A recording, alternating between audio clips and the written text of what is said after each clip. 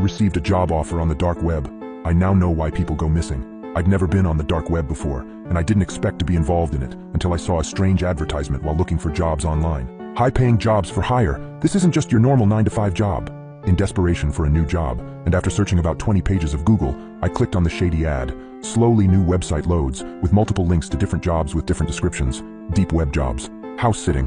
$100 per shift. Stay in a camera room. Watch all rooms. Keep the house safe. Rules in link. Seems easy. I thought to myself, God, do I regret that. I assumed that the Deep Web Jobs application was just some quirky company name. There's no way that an actual job on the deep web would be this accessible on the internet. It would have been taken down by now, surely. On the screen, a sign-up sheet popped up, asking for my email. I typed it in quickly and was met with the message, "We hope to see you soon." Satisfied with that, I hopped in bed and turned off the lights. But before long, I was awoken by a buzz from my phone. I opened it to see a new email. "Your application has been accepted. Thank you for applying to the house-sitting job. You will stay at the house from 12 a.m. until 4 a.m., and you must follow these rules. Your money will arrive at 6 a.m. after your shift. Always. No matter what you hear or see, stay in the camera room." Seems easy enough, I thought to myself. But as I continued reading the rules, I realized there was something much darker going on here. Either don't bring your phone, or if you do not turn it on. Even if you get a notification, I will not email you during your shift. Make sure to bring something that can play music fairly loudly.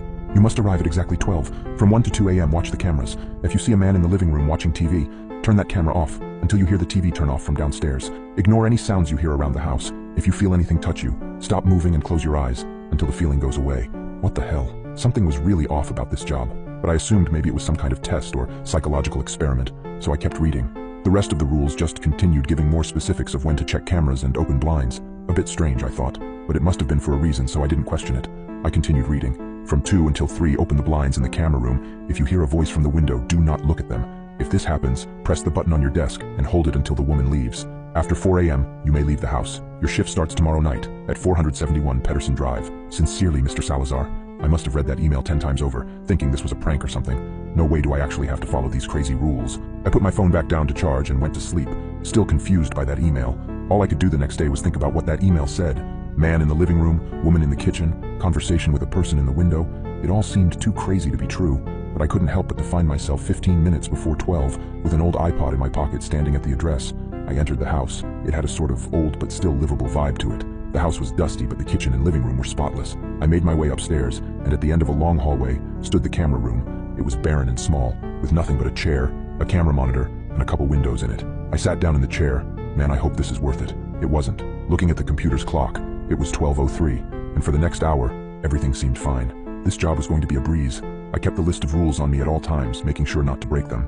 It stated that I was allowed to wander around the house until 1 a.m., but I decided to just stay in the camera room. However, as soon as it hit 1 o'clock, I felt a sudden dread, telling me to get up and leave right now. I turned on all the cameras, and on the back of my neck, it felt as if a feather was resting on it. I froze. Keep calm, Chris. Keep calm. I closed my eyes as I remembered the rules. It felt like hours, that feather tickling the back of my neck, but I held out, not moving and keeping my eyes closed. The feather went away. I opened my eyes, relieved, and heard behind me slow, coordinated footsteps. I whipped around, the footsteps went away, and a slow chuckle came from the camera speaker. The man was watching TV. The TV was lit up with some cooking show, and the man was chuckling while watching the show. I turned that camera off, and hoped I had done it fast enough. The sound from the TV echoed up the stairs, chilling me to the bone. What the hell is this place? I thought to myself, feeling queasy. And how is it only 1:20? The next 20 minutes were creepy as can be. Unknown sounds bounced around the house, the man laughing at the TV, watching all the cameras, until the silence hit me hard. The TV had been turned off, and dread had fallen upon me again. The noise from the TV had been a constant for the past 20 minutes, but now that it was off, the silence felt threatening. I slowly turned on the camera, and found the room to be empty. I sighed in relief. For what felt like an eternity, my eyes darted around the cameras, on edge, until the clock made a quiet beep, and it turned 2 o'clock. I rose from my chair and opened the blinds, revealing the pitch-black lawn outside. I sat back down as the clanging of pots and pans ringed in my ears. I looked down at the blue button beside the monitor, then at the lady, now cooking black eggs in the kitchen, and as I was about to press the button, "Hi, Chris," a woman's voice came from the window. I froze, gluing my eyes to the monitor, forcing myself not to look at the window. "Hi, how was your day?" My voice was shaky. It was obvious that I was scared. "I was just strolling around the neighborhood, saw you were here, and I just wanted to say hi."